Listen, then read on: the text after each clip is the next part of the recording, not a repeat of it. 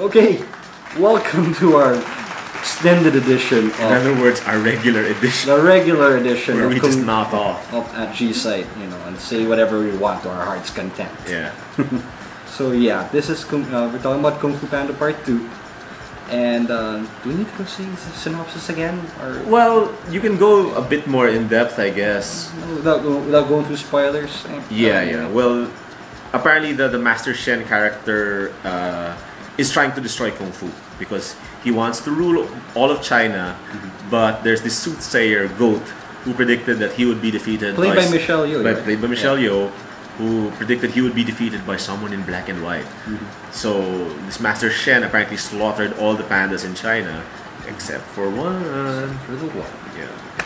So yeah. So I really think in terms of animation, I think they top notch. Top notch.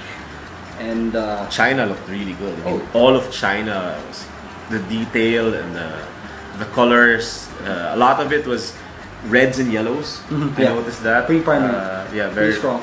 There, and shading was good.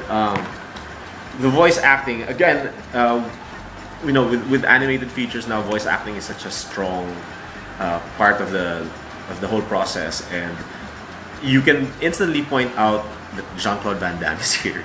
Dennis Haysbert, or President David Palmer from 24 is there. Yeah.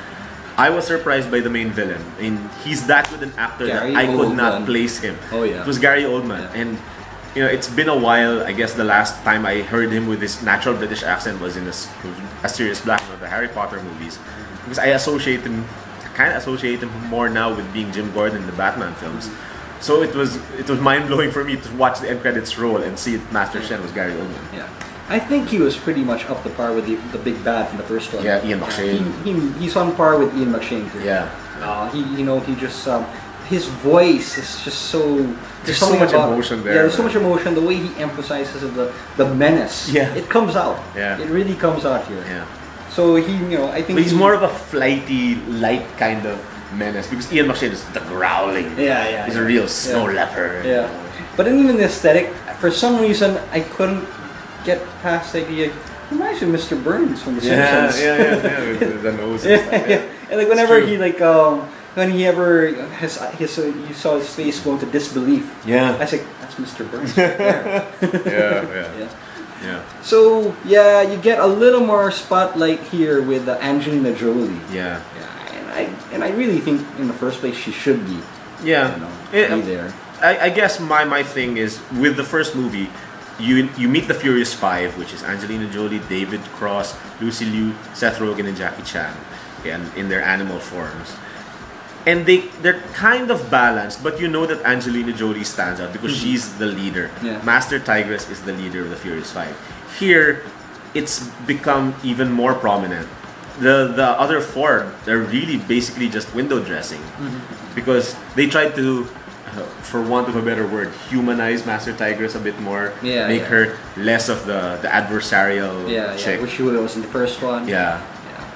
And although Seth Rogen, I think Seth Rogen out of the remainder of the five, it would be Seth Rogen that shows up a little more. It's more prominent here. Because of his one-liners. Yeah, one-liners. Him about being a mantis. Yeah. Looking for a mate. Yeah. Eat his head. Eat his head off. Yeah. That and there's a bit of David Cross. David Cross. Yeah. But sorry to say, Jackie Chan and Lucy Liu were like really Kawawa. sidelined here. I'm afraid. And I gotta give props to James Hong as Mr. Ping because James Hong is a good character actor. I've been seeing James Hong since like the 80s, maybe even the 70s. For me though, his best role is Wayne's World. Yeah, exactly. So here he's Mr. Ping, and he gets to really go. I think he's really having fun with the character because the mere absurdity of having a goose being the father of the panda. You just have to laugh, and I think James Hong and Jack Black they really rub off on each other, and they're both having fun with the characters. Yeah, and then there's real emotion when he's trying to tell the story of how he found Poe. And credit has to be given to Jack Black. Yes, because Jack Black for me before this was Shark Tale, and oh man, that was a real stinker right there. Yeah. But Jack Jack Black here in Kung Fu Panda owns Po. Yeah, owns Po, and you know, he shows a side that you rarely see in his other movies. The other movie, he's really that the fat, obnoxious guy. Here, you know, he shows a lot more vulnerability. Yeah. You know, he lets go of his ego. Yeah, considering it's just his voice, that's pretty amazing. Yeah. And especially the last scene with the father. Galing. I was like, ooh. Ooh, yeah. And he really exudes character. He really shows his chops here. Yep. And and you wish he'd do that in his other movies. I'm sure he'd get better roles if he did that. Yeah, but you know, I think he's pretty comfortable with who he is in his comedy movies. Right. Tenacious D, and then Gulliver's Travels. I'm happy I never watched that.